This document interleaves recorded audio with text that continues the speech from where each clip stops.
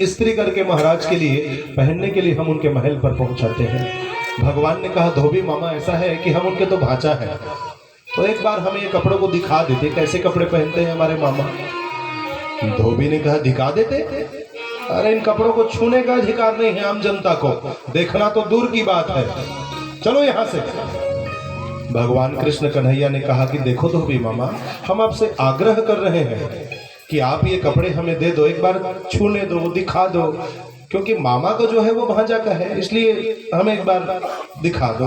तो धोबी ने नानकुर किया। धोबी अपना रौब दिखाने लगा कि तुम जानते नहीं हो हम कंस के कितने करीबी हैं, हम तो महाराज के खास आदमी हैं। अच्छा, अब इसी बात को लेकर के भगवान कृष्ण कन्हैया में और उस धोबी में तू मैं होने लगी बीच बाजार में। अब ये सारी घटना कहाँ की है? ये सारी की सारी घटना है बीच मार्केट की, बीच बाजार की। अब बीच बाजार में जब ये दोनों झगड़ा होने लगे, तू मैं करने लगे, भगवान कृष्ण कन्हैया और वो धोबी, तो बाजार के लोग अपना अपना काम छोड़ करके इन दोनों को ही देख रहे हैं, क्योंकि संसार का ये नियम है कि कोई अगला व्यक्ति लड़ाई झगड़ा होता है ना, तो तुम्हें भी दूसरे की झगड़ा देखने में बड़ा मजा आता है।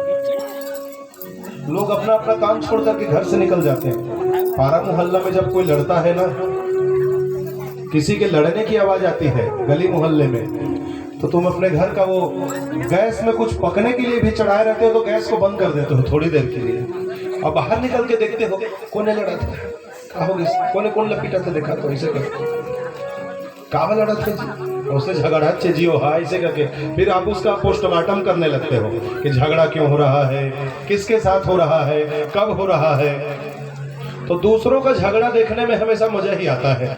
ये मथुरा में रहने वाले, बीच बाजार में रहने वाले लोग झगड़ा देखने लगे, किसका?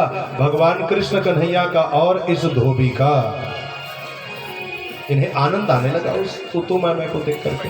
भगवान ने कहा कि देखो धोबी मामा, हम तुमसे सीधे सीधे कहते हैं, या तो अपना ये हमारे मामा के वस्त्र हमें दे दो, नहीं दो आप लोग।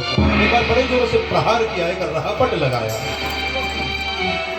और भगवान का ये राहपट इतनी जोरों से था कि कथा में ऐसा वर्णन मिलता है, ध्यान देना।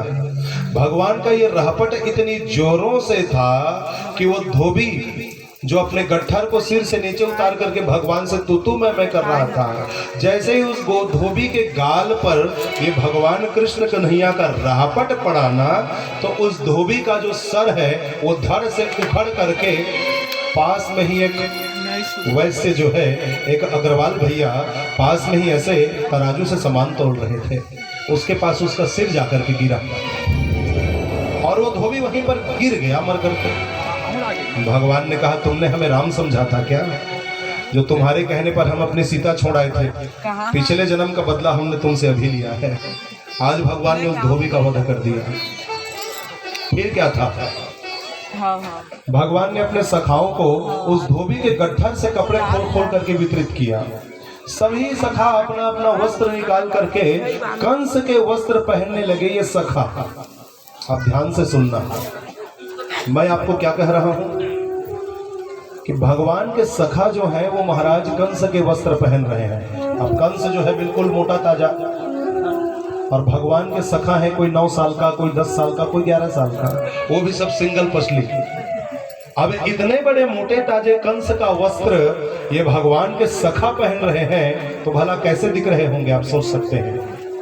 ये अपना वस्त्र ऐसे उठा करके चल रहे हैं सड़क पर, और क्या कहते हैं कन्हैया, अरे तुमने वस्त्र तो दिलवा दिया, लेकिन देखो हम दिख कैसे रहे हैं। ऐसा लगता है जैसे किसी ने हैंगर पर कपड़े टांग दिए हों। भैया थोड़ी फिटिंग उटिंग करा देते कपड़ा, तो कपड़ा पहनने में आनंद आता।